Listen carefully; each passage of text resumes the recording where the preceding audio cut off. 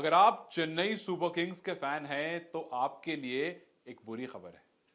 अगर आप 22 मार्च का इंतजार कर रहे हैं जहां पर चेन्नई और रॉयल चैलेंजर्स बैंगलोर 2024 आईपीएल के पहले मैच में चेन्नई में आमने सामने आएगी, तो उससे पहले आपको एक बुरी खबर देना चाहूंगा।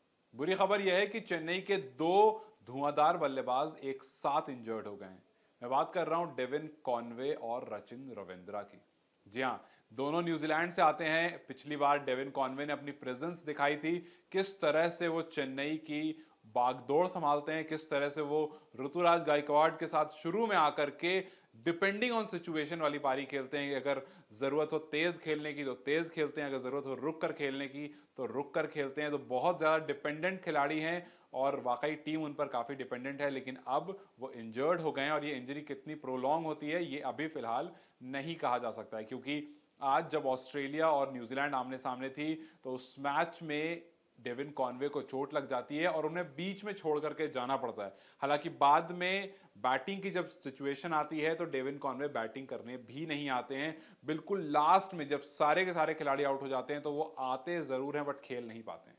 तो कुल मिलाकर बात यह है कि डेविन कॉनवे इंजर्ड हो मैच में इंजर्ड होते हैं और इंजर्ड होने की वजह से बैटिंग नहीं कर पाते हैं। वहीं अगर रचिन रविंद्रा की तरफ आप देखेंगे, जिनको इस बार सीएसके ने 1.8 करोड़ में खरीदा था, वो भी इंजर्ड हो गए और इंजरी की वजह से वो भी न्यूजीलैंड के पहले टी20 जो ऑस्ट्रेलिया के खिलाफ इन्होंने खेला था उसके बाद टीम से बाहर हो गए।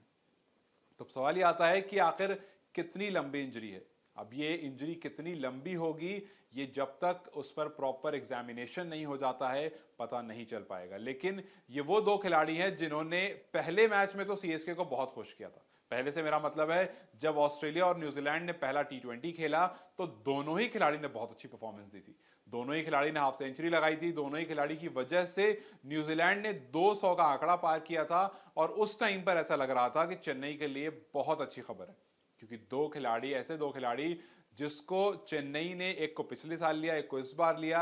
और पिछली बार डेविन कॉनवे ने अपना जलवा दिखाया था पिछली बार जब खेला था। इस बार रचिन से बहुत ज्यादा उम्मीद थी क्योंकि रचिन गेंदबाजी भी कर लेते हैं। तो ऐसा लग रहा था कि धोनी उनका बेस्ट निकाल लेंगे सीएसके में जब वो आएंगे तो।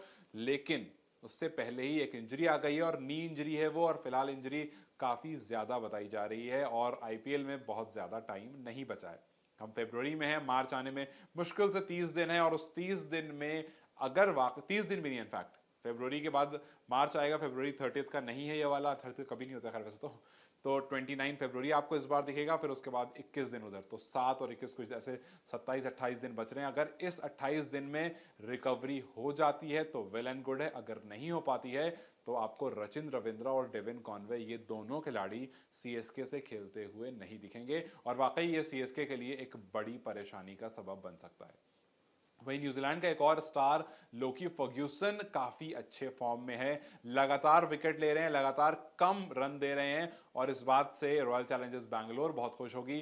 तो पहले ही मैच में न्यूजीलैंड के ये तीन खिलाड़ी किस तरह से दो टीम को नुकसान या फायदा पहुंचा सकते हैं ये तो वक्त बताएगा। बट फिलहाल के लिए जो टी20 सीरीज चल रही है न्यूजीलैंड और ऑस्ट्रेलिया के बीच, उसमें न्यूजीलैंड के दो खिलाड़ी इंजर्ड हो गए हैं जो कि सीएसके के दो बहुत इंपॉर्टेंट खिलाड़ी हो सकते हैं। तो अब देखना यह है कि क्या ये वापस आ सकते हैं। अगर ये वापस आ सकते हैं तो बहुत अच्छी बात है, बट अगर ये दो खिलाड़ी वापस नहीं आते हैं तो ऋतुराज के साथ कौन ओपन करेगा और क्या रचिन रविंद्रा के नहीं होने पर सीएसके को वाकई नुकसान होने वाला। अगर आपको ऐसा लगता है तो अपनी राय मुझे कमेंट सेक्शन में जरूर बताएं। इस वीडियो को लाइक और शेयर जरूर करें और जाते जाते चैनल को सब्सक्राइब करते जाएं।